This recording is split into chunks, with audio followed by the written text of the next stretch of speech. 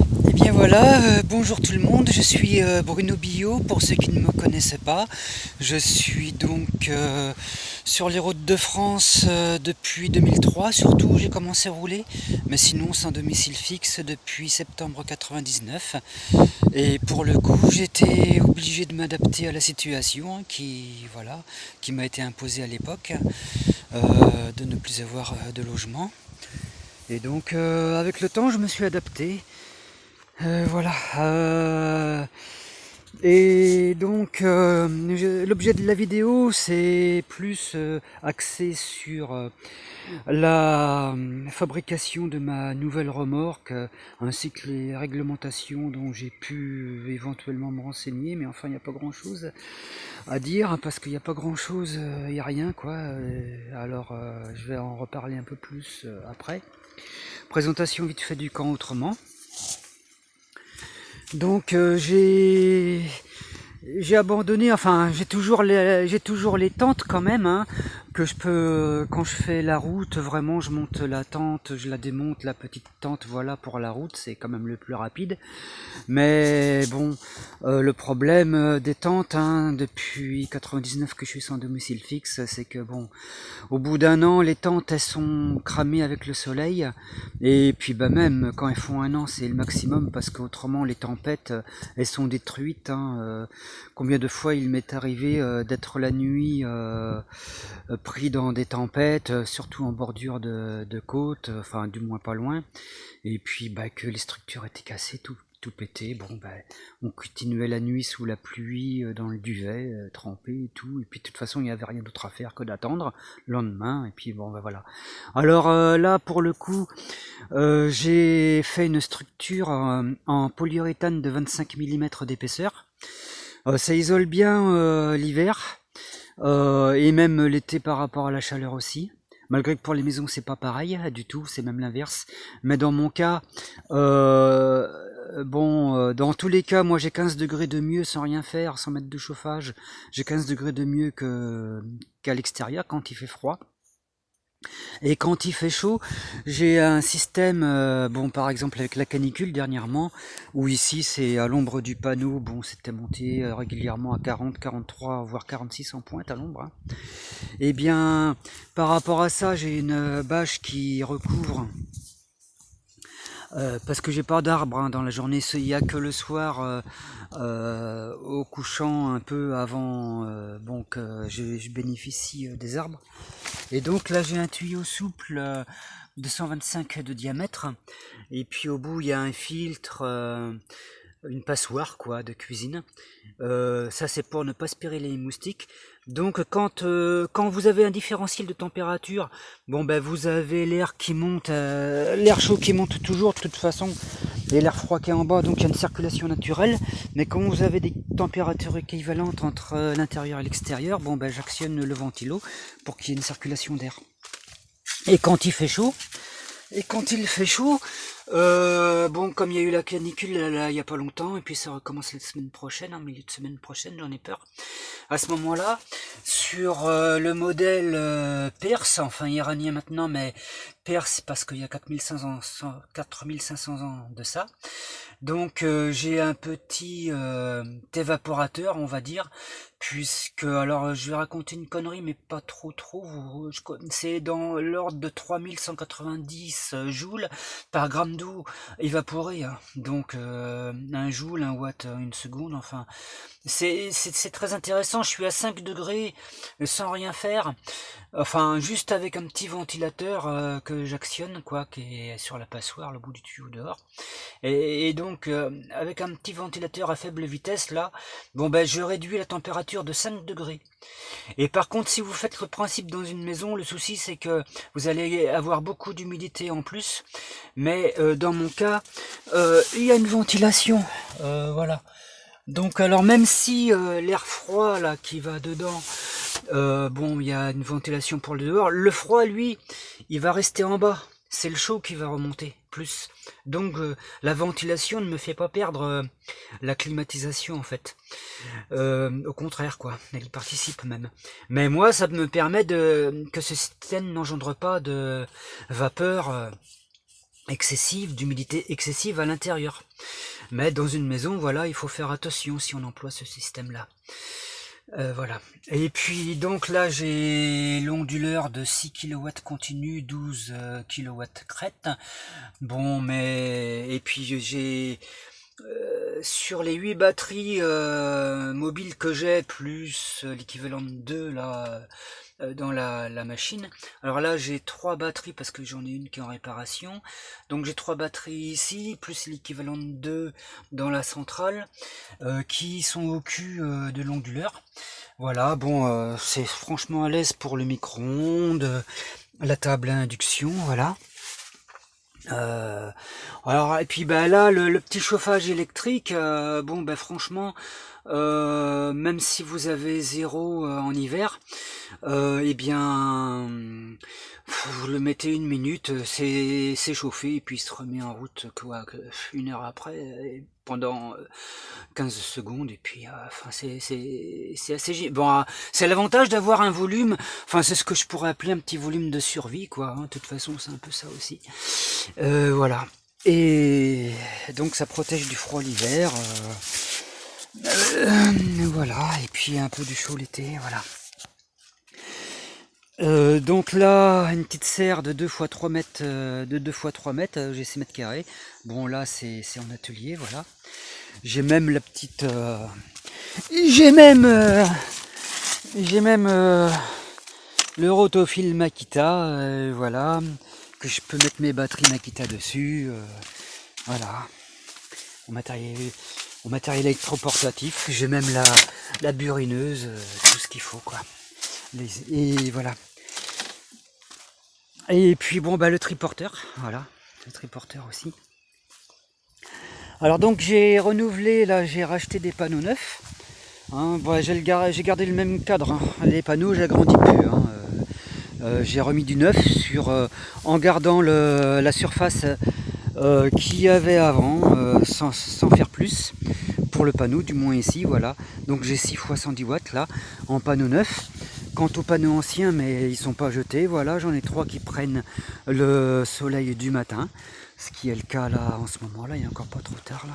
Et puis donc j'en ai 3 qui prennent le soleil du matin, j'en ai 2 sur le triporteur, voire 3 avec un au-dessus, voilà. Et là bon bah un ancien 110 watts à gauche, un ancien 110 watts à droite, enfin à gauche et puis l'autre à droite, voilà. Donc avec des petits boosters, voilà. Et puis bon bah comme c'est fait là, j'ai plus besoin de sortir les batteries. Hein, j'ai 1, 2, 3, 4 batteries ici sur le triporteur.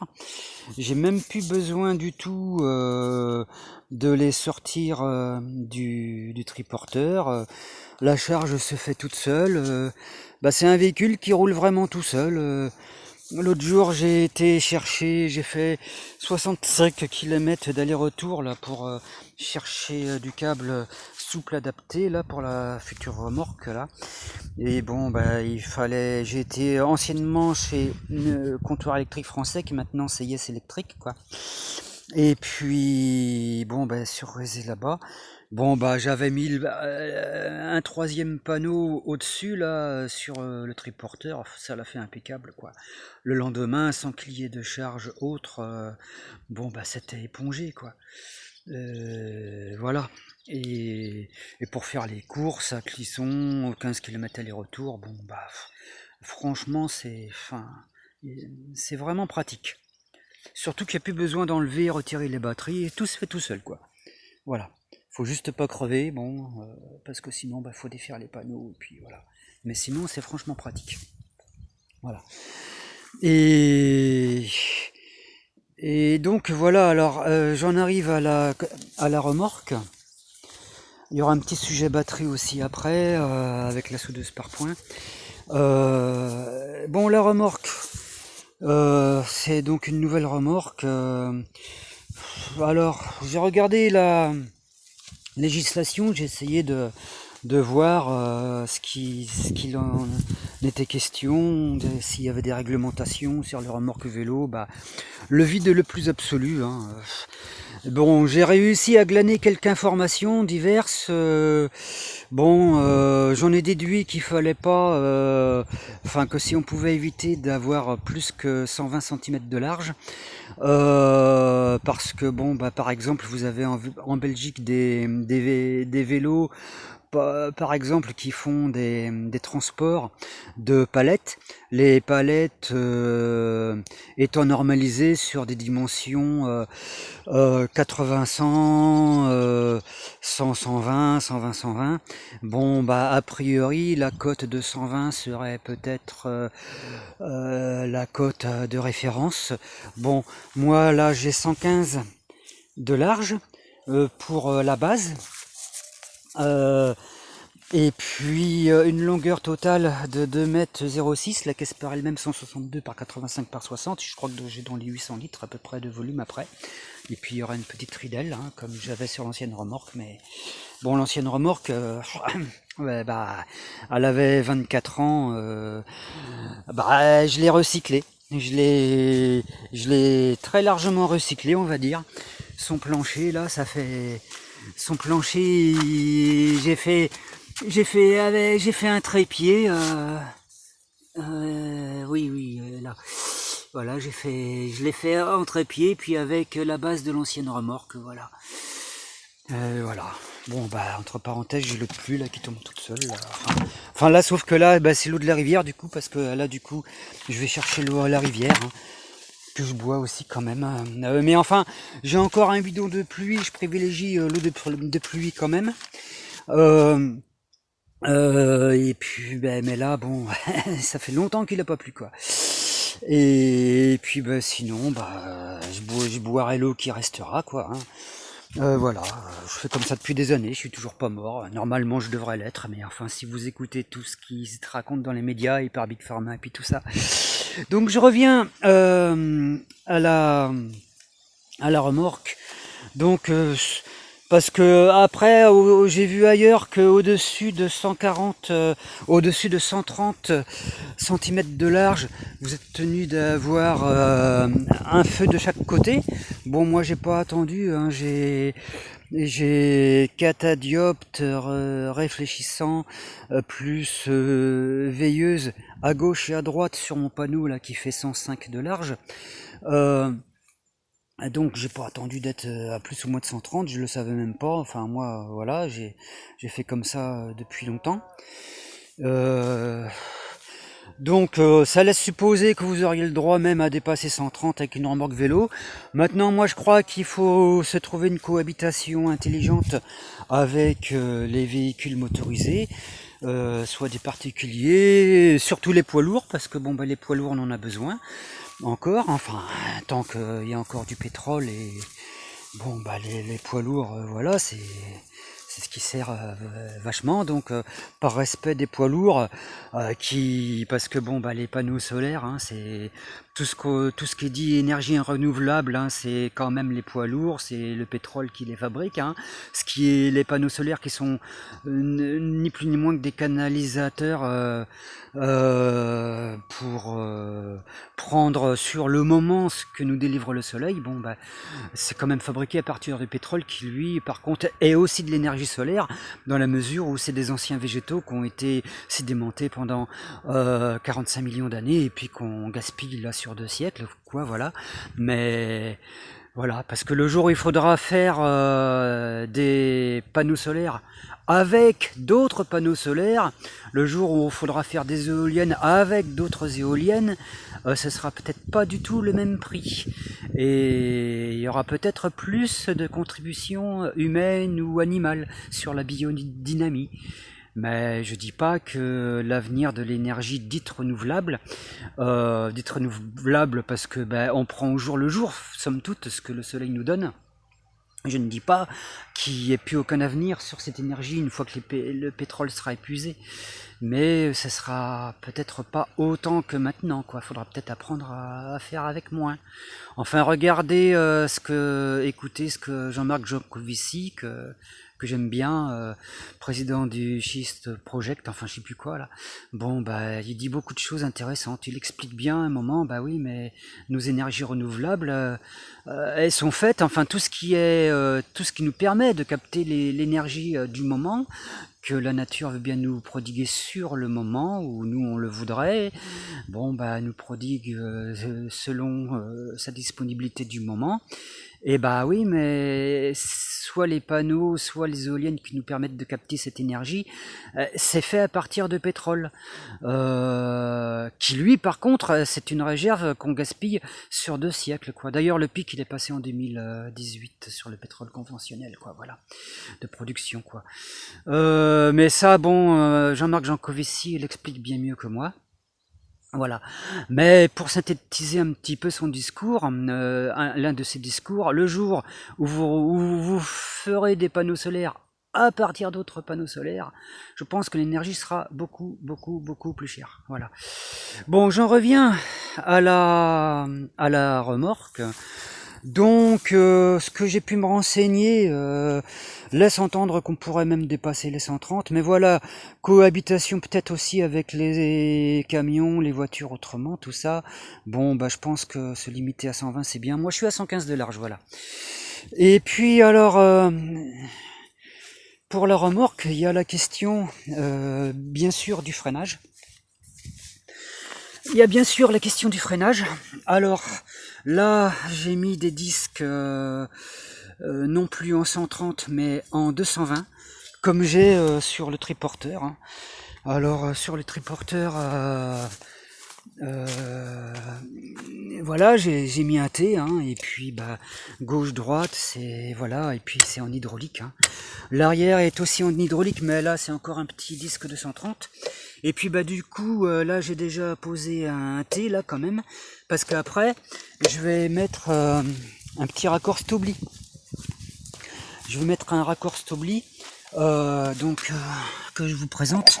Un petit raccord Stobli là qu'on peut clipser, déclipser. À la base c'est étudié, c'est pour les motos. Quand vous avez un motif de retirer la roue de la moto, vous pouvez la déclipser du système hydraulique. Voilà. Et pour moi, je pense que ça va être bien pratique d'avoir ça qui fera la jonction entre le système hydraulique du frein arrière du triporteur et puis bah, les deux roues gauche-droite de la remorque. Parce que j'étais à câble avant j'étais en freinage à câble, et puis bon, bah, sur la longueur vous avez des distorsions du câble, enfin vous perdez de la rigidité, de la puissance de freinage, tout ça, voilà. Donc là par contre pour ce qui s'adapte de la moto, le passer au truc vélo, ça n'a déjà été pas simple du tout, ça a été déjà très compliqué pour moi de trouver des T et des Y. Bon, une fois après que j'ai les ai, voilà. Alors je mettrai peut-être les liens en description de la vidéo, même, enfin très probablement, voilà, parce que c'est une vidéo qui se veut en réponse à certains qui m'ont posé des questions pour une remorque là, à qui je vais répondre, hein, que j'avais rencontré jadis. Enfin, voilà.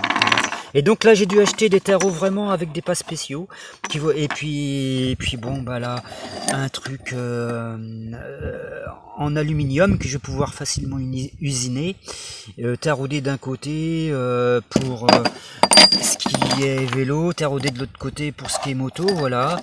J'aurais pu... Alors peut-être le plus simple c'est de rester finalement en frein moto, en câble moto, au final ce serait peut-être le plus simple. Mais enfin là bon bah moi j'ai fait comme ça, quoi. Et puis donc sinon bah, comment font autrement les autres avant, c'est qu'ils mettent des systèmes, tous ceux qui sont à câble, sinon bah, ils ont des systèmes de pistons qui poussent un câble, et puis avec le poids de la remorque qui pousse dans les descentes, tout ça, et bien ça actionne les freins du vélo.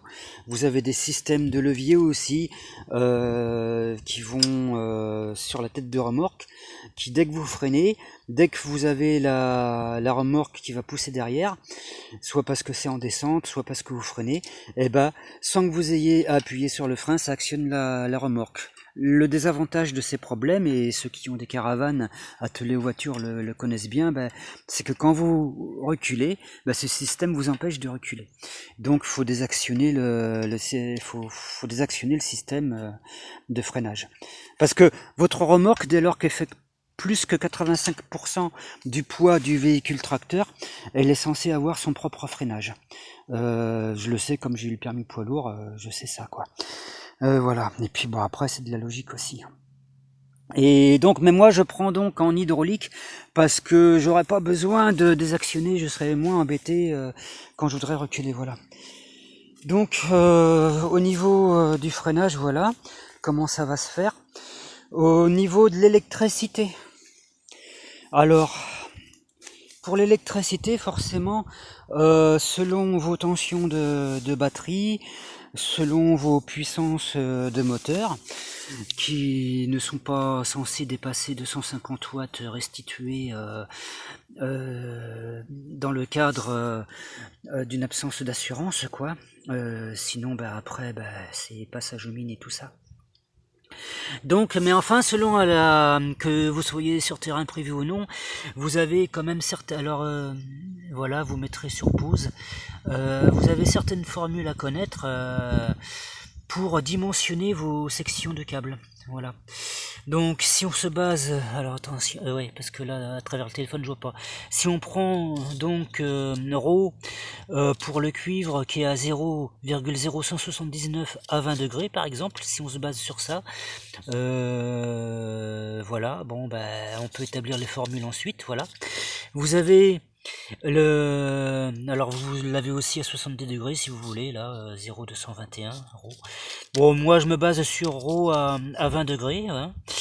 Et puis le delta U, alors dans les maisons par rapport à la norme NFC 100, vous êtes censé ne pas avoir plus de 5% de delta, c'est-à-dire le delta c'est entre votre amont et votre aval la chute de tension que vous avez, et puis donc là ne pas dépasser 5% sur ce qui est éclairage, tout ce que vous voulez, en maison individuelle, et en entreprise sur les gros moteurs ne pas dépasser 3%. Et dans mon cas, et pour finalement une autonomie accrue, vous prenez un delta U sur 1 à 2%, là vous serez bien, quoi. Voilà. Et puis vous avez la formule. Alors de L c'est parce que bon en fait c'est votre aller-retour, hein. C'est pour ça de L, mais sinon vous faites voilà, vous mettez l'aller-retour tout de suite, autrement puis la formule est plus simple à la rigueur. Voilà. Et puis donc dans mon cas ça donne du 16 carré pour c'est-à-dire sur le triporteur, entre les batteries du triporteur et de la remorque, c'est en 16 carrés, voilà. Et là sur la remorque, il y aura le 16 carré qui va arriver là, ça sera collecté, là il y aura un collecteur. Le 16 carré, du 16 carré j'aurai 2 fois 10 carrés qui vont y aller. 10 carré gauche, 10 carré droite, parce qu'après sur ce 10 carré j'aurai batterie avant, batterie arrière côté droit, batterie avant, batterie arrière côté gauche. Tout ça, il y aura encore un collecteur, ça sera amené en 6 carrés aussi, voilà. Donc 6 carrés pour la distribution des batteries sur un collecteur qui sera par là. De là ça sera transporté en 10 carrés à droite, en 10 carrés à gauche, collecté en 16. Il y aura tout un tableau de distribution. Là, il y aura une plaque aluminium qui sera devant, là, qui cachera les petites ouvertures, tout ça. Les contrôleurs. Les contrôleurs, après, j'en ai d'avance, hein. Voilà. Les disjoncteurs, c'est pareil. Quand j'ai été chez Yes Electric, hein, parce que là, après, c'était rouillé dedans, tout. Alors moi je change la câblerie, je mets la câblerie à neuf, je change les disjoncteurs. Alors je vais demander du disjoncteur vert moteur, 32 ampères, ils avaient pas, je dis tant pis, prenez un disjoncteur bipolaire 40 ampères, sachant qu'à ce moment-là, si vous pouvez l'utiliser en unipolaire, et puis vous avez 40, potentiellement 40 x 2, enfin voilà. Et puis donc dès lors que vous couplez dès lors que vous couplez, que vous faites une mise en parallèle de 2, vous pourriez mettre en parallèle 2, 3, autant que vous voulez, mais dès lors que vous procédez à une mise en parallèle, le souci c'est que si un des disjoncteurs, par exemple pour une panne du disjoncteur, où il a disjoncté, l'autre pas, et puis qu'un seul disjoncteur alimente votre contrôleur, la conception des contrôleurs, du moins de certains sur lesquels je suis tombé, fait que si la puissance simplement est coupée sur, mettons, votre contrôleur de droite, mais que celui de gauche est encore alimenté en puissance, le problème c'est que ce qui est courant numérique d'informations relatives, le plus 5 volts, les informations en plus 5, tout ce qui est information numérique relative à la régénération au freinage, à l'accélération, à la marche avant, la marche arrière, la régulation de vitesse, enfin tout ce que vous voulez. Le problème, c'est que ils sont prévus pour passer du petit courant d'information, mais pas du gros courant. Mais le problème, c'est que vous allez avoir un appel en cas de l'absence de la puissance sur votre contrôleur, mettons de droite, alors que celui de gauche est alimenté. Et ben, la puissance va être appelée par les petits câbles. Et puis ben, ça va tout fondre et puis vous n'allez pas comprendre pourquoi. Alors c'est pour ça, pour contrer ce problème, dès lors qu'un seul des deux disjoncteurs fonctionne, il est automatiquement couplé en parallèle avec le deuxième contrôleur. Ce qui vous évitera, en cas où le tout est alimenté par un seul disjoncteur, que ben, votre faisceau y crame. Voilà, une petite chose qu'il faut savoir. Et puis bon, idem pour l'autre. Et puis bah après, si sur les deux aucun ne fonctionne, ben là il n'y a plus de problème par contre. Hein. Vous n'avez plus qu'à réparer vos deux disjoncteurs ou réparer ce qu'il faut réparer, quoi. Voilà, petite astuce à connaître éventuellement quand vous couplez, mettez en parallèle de systèmes. Voilà, alors pour les câbles, alors c'est pareil, moi l'ancien, ça passait en extérieur. Alors je vais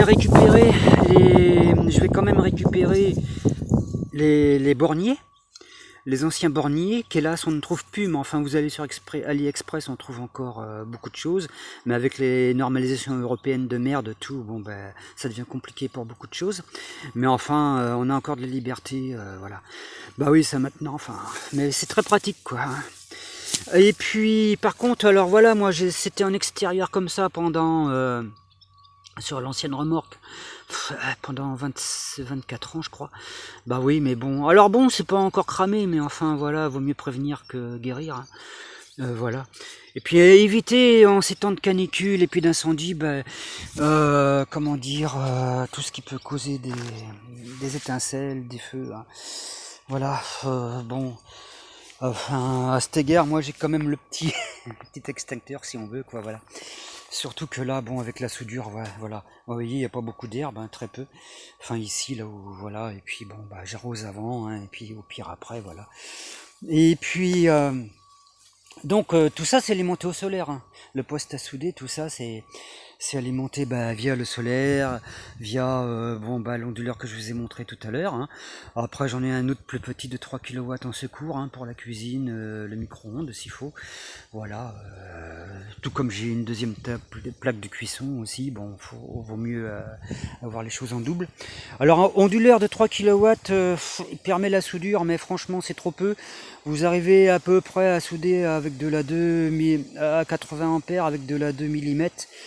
Mais ça, vous êtes dans les 3000 watts maxi de l'onduleur. Vraiment, ça dépanne, mais sans plus. Franchement, je prenais un onduleur au moins de 4000 watts, quoi, pour souder à la 2.5, être à l'aise.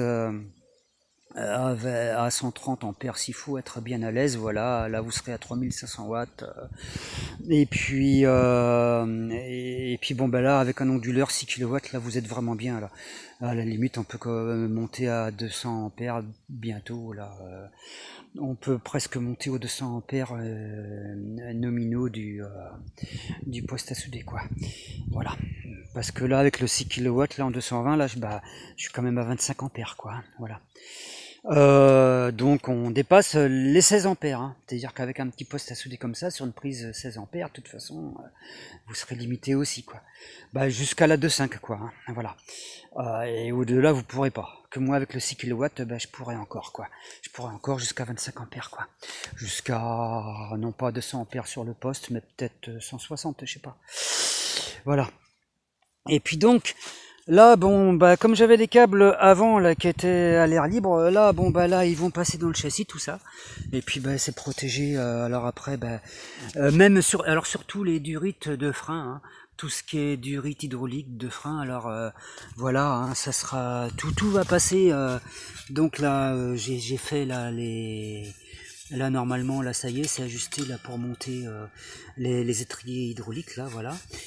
C'est ajusté pour le faire, et puis après ça passe vraiment de sorte que voilà, après même s'il y a des câbles là qui vont s'étoffer, ils seront rien, il faut que si vous butez sur un trottoir ou n'importe quoi, il faut vraiment que aucun câble électrique de batterie aille court-circuiter. Bon, encore câble batterie qui court-circuiterait, vous réparez vos batteries, c'est relativement facile, enfin ça dépend pour qui bien sûr. Et puis mais par contre, protéger vraiment en priorité. Alors moi, c'est-à-dire tout ce qui est informatique, hein, c'est-à-dire que tout ce qui est numérique, information numérique. Alors là, à cet égard, là, du câble téléphonique, hein, parce que à Yes Electric, je trouvais omettre le câble souple, mais dès lors qu'il fallait, bon, moi, il m'aurait fallu, il m'aurait fallu aller du 3x2.5, enfin là plus, hein, parce que du coup, là, ça passera en 6 carré vu que j'ai plus de longueur. Mais sinon, mettons, là, c'est quoi le câble là? C'est Sugen, bon, c'est 3x2.5 plus 5 fois 0,3 mm², quoi. Parce que vous avez moins pour alimenter vos capteurs HAL, et ensuite pour les informations qui sont fournies pour le triphasé moteur, voilà, vous avez 3 fils de mieux. Bon, il m'aurait fallu 5 fois 0,25², mettons. Oui, mais là sur Yes Electric c'était par bobine de 50 mètres, quoi. Alors pour le coup j'ai été en grande surface bricolage, câble téléphonique, et puis j'ai pris je crois que j'ai un 4 paires là, donc pour 5 câbles à passer, sur les 8, il y en a 3 qui servent. À ce moment-là, soit vous en avez 3 de réserve, soit mettons 2 sont employés pour les alimentations des capteurs par exemple. Enfin après voilà quoi, c'est pas très grave quoi. On prend les câbles qu'on trouve, hein. Voilà. Mais par contre, je vous déconseille d'acheter les câbles souples comme ça en grande surface. Enfin, vous allez les payer 3-4 fois plus cher, quoi. 3-4 fois le prix qu'il faudrait des fois. Donc voilà. Des fois, il vaut mieux faire des kilomètres en plus et puis aller chez le fournisseur qui déjà a les câbles. Hein, parce qu'ils auraient eu encore les câbles, mais enfin là moi il m'en fallait quand même pas mal, donc j'ai carrément été chez un grossiste, hein, c'était mieux, voilà. Et puis je pense avoir été complet sur la conception, la réglementation, la conception de la remorque, quoi. Et puis alors le petit volet batterie. Donc là j'ai une de mes 8 batteries, sachant que j'en ai encore une autre qui fait l'équivalent de 2, donc voilà. Bon j'ai une des 8 batteries qui est en révision, qui a eu des soucis. Alors la batterie, comment dire, la batterie, bon là voilà. Le problème, au départ elles sont censées être étanches, mais elles le restent pas longtemps parce que Si en cas de surchauffe, vous avez des gaz d'échappement des gaz qui vont s'échapper. Donc de toute façon, même si elles sont étanches neuves, les batteries, elles vont pas le rester très très longtemps. Et puis dès lors que les batteries ne sont plus étanches, mettons au bout de 6 mois, je ne sais pas, de durée de vie. Je parle à tous les gens qui au bout d'un an achètent de nouvelles batteries parce que leur batterie qui a pas un an est morte. Alors je m'adresse à toutes ces personnes-là. Donc, gouttière en bas, alors évidemment vous les mettez pas en haut, quitte à ce que la batterie de toute façon, n'importe comment, elle finira par ne plus être étanche, quitte à ce qu'elle soit plus étanche, il faut qu'au moins à ce moment-là, l'eau qui va stagner dedans puisse se libérer, donc qu'elle ne stagne pas. Voilà, petite gouttière au fond, petite astuce. Et alors pour les batteries, c'est vrai que c'est un petit sujet. Alors voilà, en ce qui me concerne, lithium-fer, lithium-fer en technologie, c'est donc plutôt que d'avoir une densité énergétique comme sur les voitures électriques, qui est de l'ordre sur les voitures électriques de 250 à 300 watts au kilo de batterie. Ici, au lieu de 250-300 watts, bon après je parle pas des batteries solides et puis de du reste qui est encore plus, qui a encore des densités plus élevées. Mais là, moi, mettons, au lieu d'être de l'ordre de 250 à 300 watts au kilo, je suis au mieux en lithium-fer et au mieux, il faut encore le trouver, sur l'ordre de 162 watts au kilo. Mais ça, c'est quand vous avez de la chance, parce que sinon, sur les cellules prismatiques, là, c'est cylindrique, et puis sinon, vous avez les prismatiques, les parallélépipèdes rectangles, vous serez même pas à 162 watts au kilo, vous serez à peu près à 140 watts au kilo, quoi. Mais bon, quand c'est pour du stockage fixe, c'est pas un problème. Et puis bon, l'avantage de cette technologie, c'est quand même que c'est beaucoup plus facilement recyclable que les batteries voitures, qui au final ne le sont pas, ou enfin commencent à l'être, mais voilà, c'est long à se mettre en place, et puis technologiquement c'est très dur, quoi. Et donc vous voyez bien comment l'économie de marché au service d'une poignée de capitalistes qui ne veulent que l'appât du gain et le pouvoir, vous voyez bien comment ça fonctionnait, dans quelle merde on est. Bon, mais même par rapport à ces gens qui sont, comment dire, directeurs et propriétaires de grandes multinationales, il se trouve que la technologie lithium-fer est quand même intéressante économiquement à recycler. Et du coup, ils le font. Et du coup, dans les faits, voilà. Dans les faits, c'est recyclé. Parce que économiquement, même pour ceux qui ne pensent que par cela, au détriment de la planète, et de l'avenir de l'humanité, enfin bref.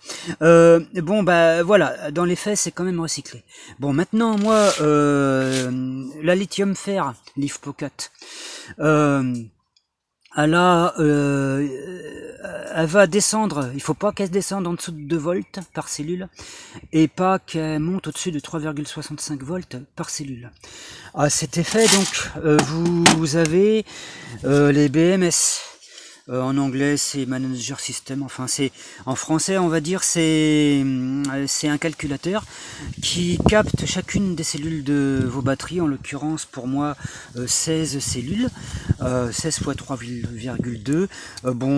En pointe, ça va donner 58,4. Mais enfin, et individuellement par cellule, dès qu'elle dépasserait 3,65 volts, vous avez un BMS. C'est pour autant que vous l'ayez dans votre batterie ou que vous l'installiez dans celle que vous fabriquez. Voilà, dès qu'une seule des cellules va dépasser 3,65 ou sera en dessous de 2, la sécurité fait que l'alimentation par de puissants offset à résistance électrique nulle, quasi nulle, l'alimentation sera coupée, ce qui va préserver votre batterie, voilà. Mais quand vous en êtes là, le problème c'est que souvent le mal est déjà fait. Et quand le mal est déjà fait, qu'est-ce que vous constatez que vous démontez votre batterie? C'est que tout est oxydé parce qu'elle n'a pas été étanche, qu'elle a pris l'eau. Alors moi maintenant, à force d'être attrapé par ça, ce que je fais, et ça c'est pas fait quand elles sont neuves,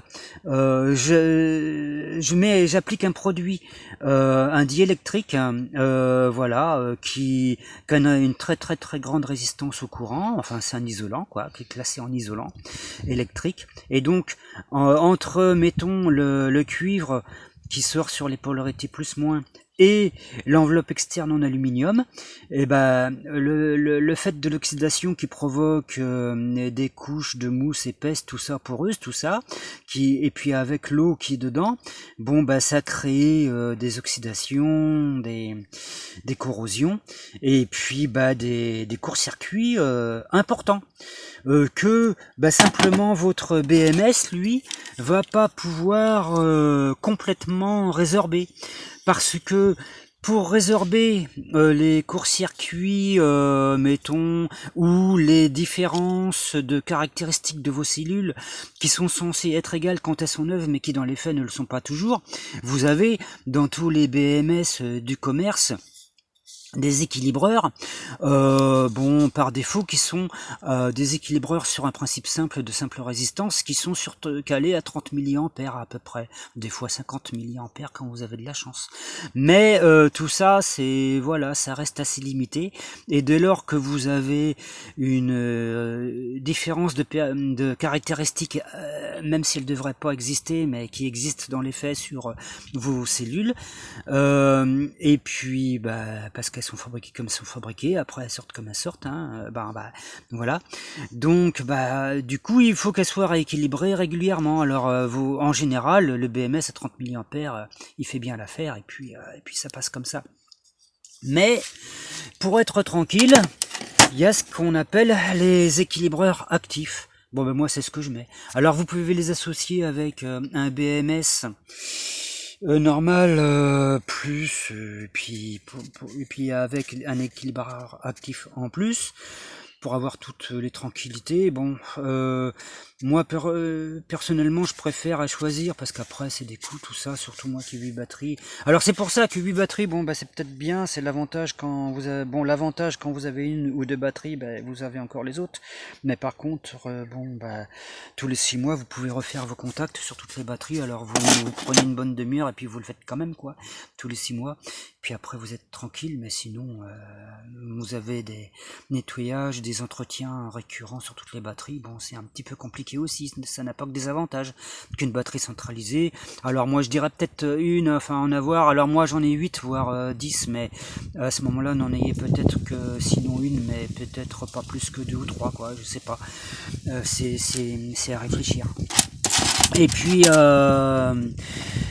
puis si vous en avez une centralisée, ayez peut-être à ce moment-là, si vous êtes centralisé en 48 volts, ayez peut-être à ce moment-là des cellules qui vous allez utiliser sur un truc secondaire, mais qui sera en 12 ou en 5 volts, enfin. Et puis comme ça vous avez, en cas de défaillance d'une grande cellule, vous avez la cellule d'avance. Après si vous la trouvez dans le commerce ça va, mais dès que c'est un peu vieux vous trouvez plus les machines. Alors après, pour les équilibreurs actifs, c'est pareil. Là, c'est limité à 1 ampère. L'avantage, c'est que vous avez un courant de veille de 5 microampères qui est égal au courant de veille d'un BMS.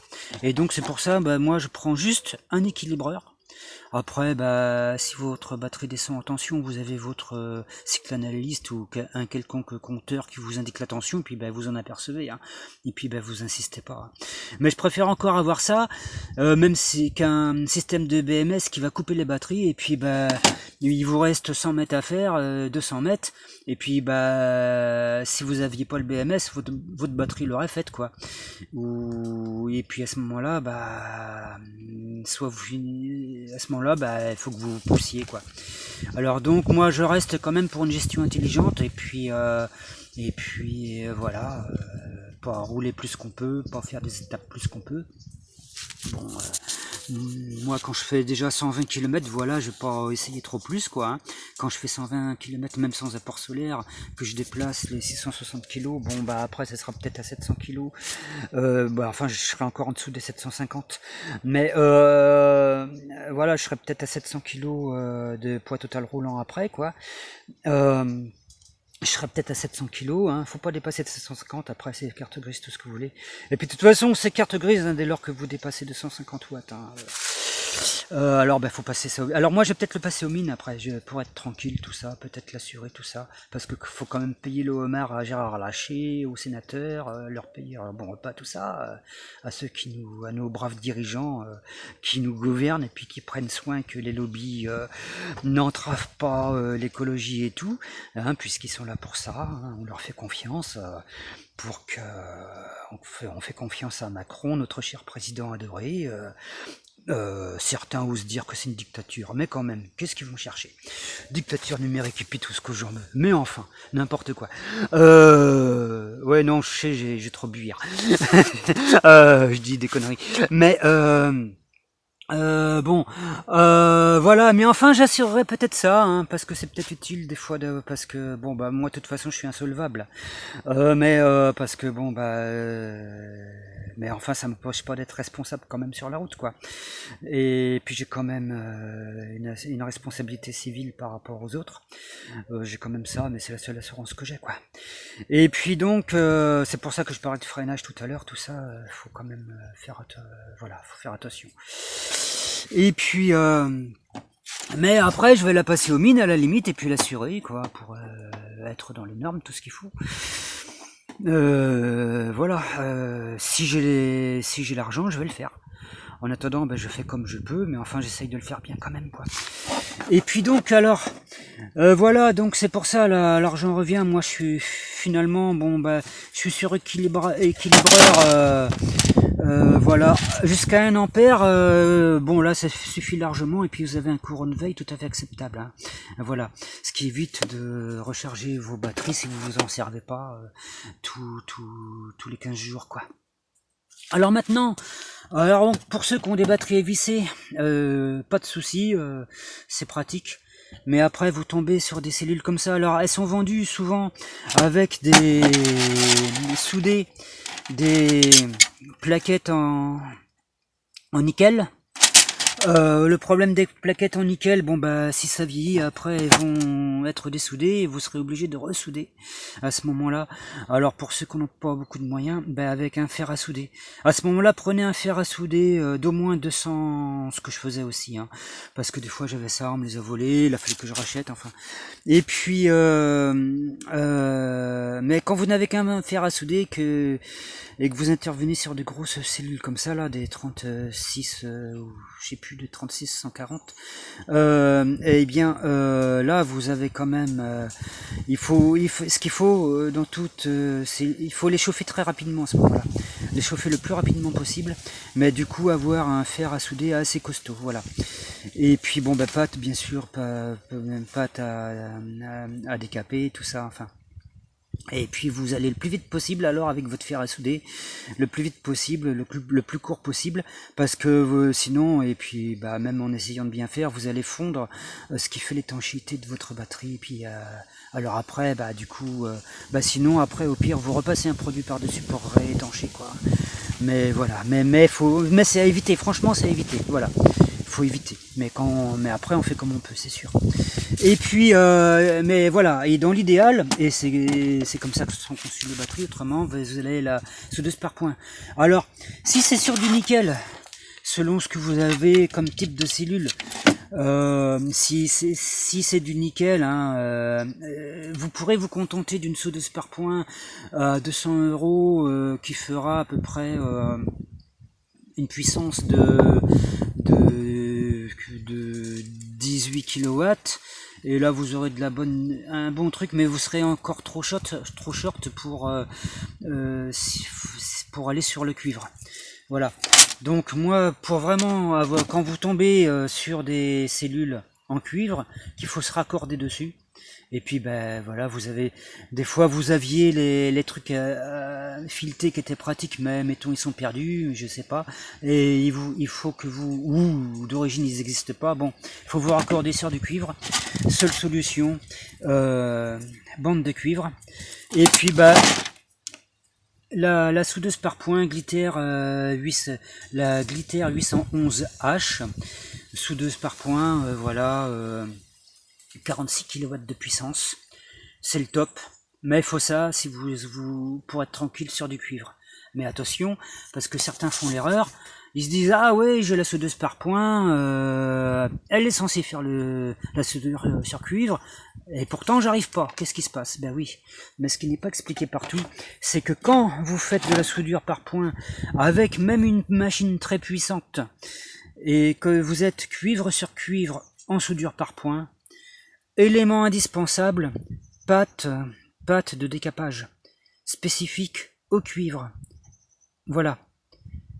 Et ça, vous êtes obligé de l'avoir pour réussir à faire, même avec une belle soudure, même avec une soudeuse par point high-tech, si vous n'avez pas le décapant spécifique pour faire cuivre sur cuivre, vous y arriverez jamais.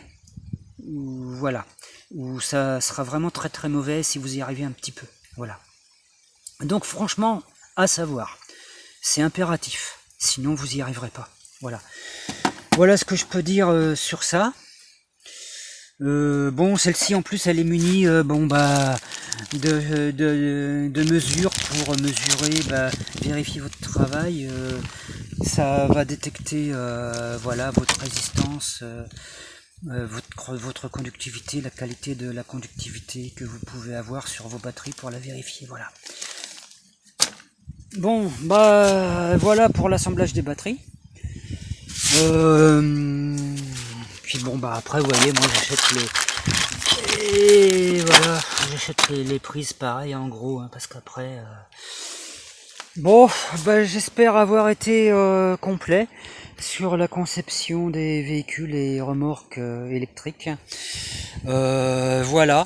Ça, alors j'ai peut-être été un petit peu long, mais enfin je pense que pour certains qui sont dans le sujet, c'est peut-être le genre de vidéo qu'il fallait pouvoir trouver, voilà. Et puis si vous avez des questions particulières, vous dites dans les commentaires, hein, parce que il est possible que j'ai pas pu répondre à tout. En particulier sur les régulations, parce que c'est pareil, les régulations, c'est tout un sujet. C'est tout un sujet. Bon, mais il existe quand même des... Alors là, moi, je suis tombé dessus.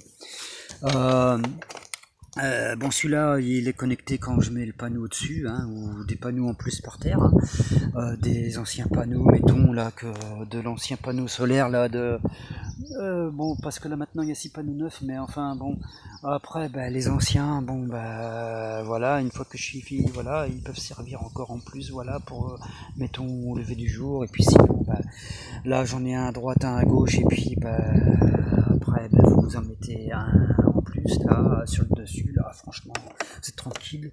Et puis avec un petit booster qui va se régler qui va accepter un petit courant d'entrée entre 12 et 60 volts. Ce modèle là je l'ai pris parce qu'il peut monter à 60 volts en courant d'entrée, ce qui permet d'avoir des panneaux solaires pour le 12E, les avoir en série, parce que c'est pareil, c'est des panneaux qui vont monter à 23 volts à vide éventuellement, enfin entre 18, 20, 23 volts à vide, enfin il y a une vraie anarchie là-dedans, enfin je vais pas me faire trop long là sur le sujet, mais voilà. Bon, alors vous pouvez faire un booster avec un succès assez intéressant, même quant à l'efficacité, mais la meilleure efficacité tout de même, ça va consister de monter en série. Vous aurez plus facilement des bons rendements avec une tension panneau solaire supérieure. au moins 5 volts supérieurs par rapport à votre batterie, hein. Donc moi je fais, mettons, 2 x 3, 2 x 3 panneaux en série, ce qui me donne 70 volts à vide, 2 x 70 volts à vide. Bon bah on est encore très bien pour attaquer en direct avec un contrôleur, non pas MPPT, parce que c'est des transfos, c'est ni plus ni moins que des transformateurs de courant en réalité. Alors là vous avez enfin, je m'étendrai un peu plus éventuellement sur le sujet de la régulation, mais parce qu'il y a vraiment beaucoup de choses à savoir pour éviter beaucoup de pièges. Beaucoup de personnes qui font les parcours en vélo comme ça tombent dans de nombreux pièges concernant la régulation solaire et l'autonomie, mais des pièges très importants qui affectent très très notablement l'autonomie solaire. Voilà. Mais moi là, bon et puis, enfin, sans avoir les panneaux comme ça sur le côté, juste celui qui est là, le triporteur, l'ancienne remorque que j'avais, 660 de PTRA, j'étais à 130 km d'autonomie réelle, sans aucun apport solaire. Et puis, avec dans une journée, ce que pouvait me donner en une journée d'été le soleil, ça rajoutait peut-être jusqu'à 80 km. Voilà. Mais ça, la régulation, c'est tout un sujet. Et là, bon, je pense que la vidéo est assez longue pour l'instant. Et puis, je répondrai éventuellement mieux sur la régulation, parce que c'est un sujet qu'il faut savoir maîtriser, où il y a tout et n'importe quoi qui se raconte là-dessus. Il faut vraiment faire la part des choses entre avoir un MPPT, un truc simple ou pas. Et franchement, moi, mes meilleures régulations, c'est avec, non pas avec un MPPT, mais avec un truc simple, mais à condition que les panneaux soient bien ajustés par rapport aux batteries. Enfin, il y a tout un tas de choses à savoir. Voilà. Mais pour les grosses installations, effectivement, les gros transformateurs de tension entre un courant très élevé qui arrive et puis un courant beaucoup plus faible pour les batteries ensuite. Enfin voilà, il y a tout un sujet qu'il faut maîtriser et qui ne l'est pas du tout, qui l'est vraiment très insuffisamment, même dans les solutions commerciales qui s'adressent à des gens qui font du vélo solaire avec une petite remorque en solaire pour avoir leur autonomie. Et c'est dommage parce qu'ils n'ont pas du tout l'autonomie qu'ils pourraient avoir, quoi. Mais là, bon, ça sera une autre vidéo. Voilà. Voilà. Sur ce, bon voilà, moi je vais continuer ça. Voilà. Je vais essayer de faire la peinture là avant qu'il pleuve là, dimanche là. Alors finir un petit peu les quelques soudures qui restent. Ah oui, dernier petit sujet. Oh, j'ai oublié quand j'étais sur la remorque tout à l'heure. Et là je m'adresse donc. J'ai oublié un petit sujet. Pour toute conception de véhicule électrique, tout montage de kit électrique par le Kidam qui souhaite un kit tout en main. Vous avez les kits, ils sont vendus avec des torque armes. Le torque arme qu'on va trouver dans le commerce. Bon là, ça c'est avant de faire la vidéo, j'en ai fabriqué un là. Avant de faire la vidéo, j'ai fait un petit torque arme maison. Alors petit torque arme maison. Voilà, par exemple par rapport à vos axes de roue là, c'est un ancien là, d'ancien moteur que j'ai conservé. Ce qui se passe, c'est que voilà, alors il va falloir le trouver. Il va falloir qu'à la vidéo ça passe bien. Ce sont des axes par exemple en 14 mm à la base, mais qui sont aplatis pour s'adapter sur les axes de vélo qui montent, qui sont de toute façon à peu près entre 9,5 et 10 mm. Et puis là, j'ai donc fabriqué une petite pièce qui va aller s'adapter dessus, voilà. Et ça évite que si votre écrou